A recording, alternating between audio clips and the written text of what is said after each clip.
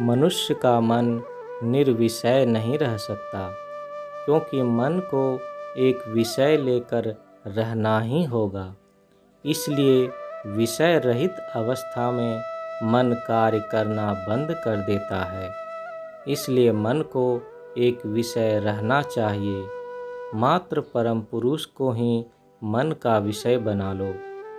मन को इसलिए एक निर्दिष्ट स्थान में स्थिर कर बिठाना होगा और इस स्थिरीकृत मन को बिंदुस्थ होना होगा, क्योंकि सिर्फ वही बिंदुस्थ मन परम सत्ता में विलीन हो सकता है। तदेकम जपामः तदेकम स्मरामः। जप माने किसी वस्तु की पुनः पुनः आवृत्ति।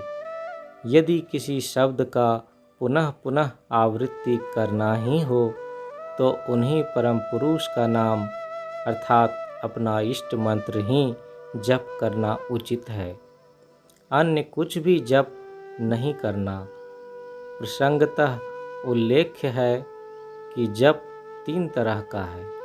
एक का नाम है मानसिक जप, अर्थात जब तुम मन ही मन जप कर रहे हो तब तुम्हारे इस मानसिक जप क्रिया का एकमात्र श्रोता तुम ही हो।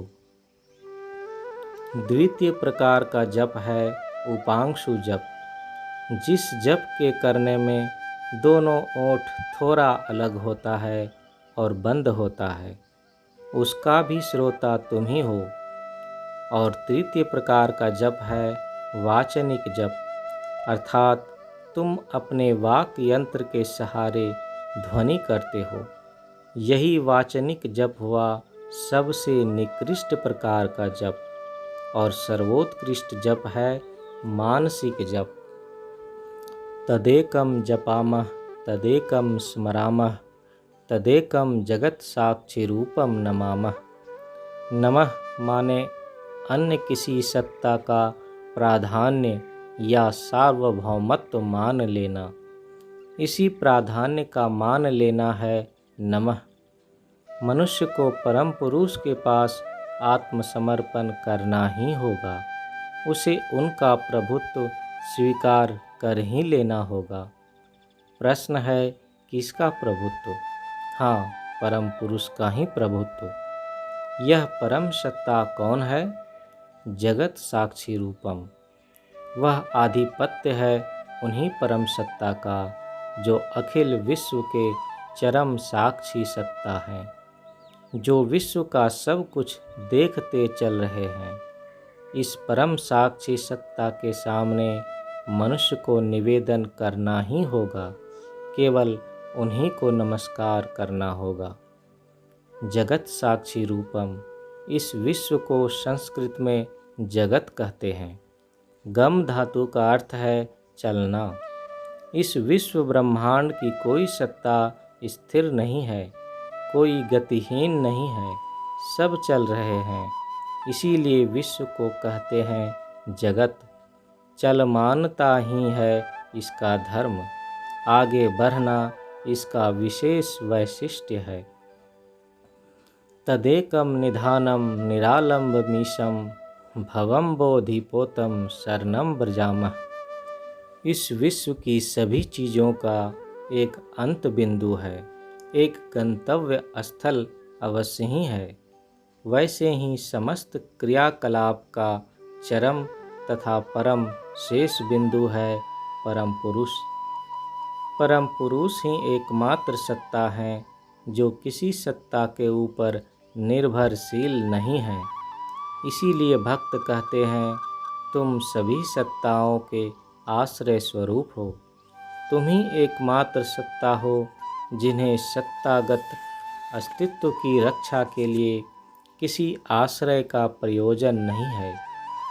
मैंने एक बार तुम लोगों को कहा था कि इस पटना शहर का आश्रय है पटना जिला, और पटना जिले का आश्रय बिहार प्रदेश है। बिहार प्रदेश है भारतवर्ष में, और भारतवर्ष एशिया महादेश में है, और एशिया महादेश है इस पृथ्वी ग्रह पर। और यह पृथ्वी ग्रह है सौर मंडल के अंतर्गत, और सौर मंडल है परम पुरुष के अंतर्गत। इसलिए परम पुरुष हैं सर्वाश्रय, उनका कोई आश्रय नहीं है। वे किसी अन्य आश्रय के ऊपर निर्भरशील नहीं हैं। किसी द्वितीय सत्ता के अस्तित्व के ऊपर उनका अस्तित्व निर्भर नहीं करता है। मनुष्य को बार बार इस पृथ्वी पर आना पड़ता है, हो सकता है मानव शरीर में, नहीं तो किसी जीव जंतु का ही शरीर धारण कर। प्रतिकर्म या अभुक्त संस्कार का दूसरा नाम है भव। मानव या किसी अन्य सत्ता में नाना प्रकार के संवेग रहते हैं, जिनके क्षय के लिए मनुष्य को बार बार जन्म लेना पड़ता है। अब प्रश्न उठता है, इस भव समुद्र को अतिक्रम करने का क्या उपाय है? कहा जाता है, भव सागर अनतिक्रम्य है।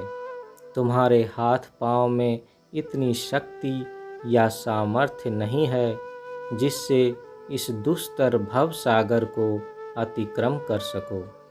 इसलिए अच्छा होगा यदि अच्छे प्रकार की एक नौका या स्टीमर की सहायता पा जाओ, जिस पर चढ़कर इस महासागर को पार कर जाओ। हे परम पुरुष, तुम ही वह जहाज हो। मैंने इस जहाज पर आश्रय लिया। मैं इस जहाज पर चढ़कर भव समुद्र पार करूँगा। समुद्र के दूसरे किनारे पार कर पहुँच जाऊँगा। तुम्हारी कृपा से मैं ऐसा करने में सक्षम होऊंगा। मैंने तुम्हारी शरण ली। भवम बोधि पोतम शरणम व्रजामः। श्री श्री आनंद मूर्ति, पटना, 14 अगस्त 1978।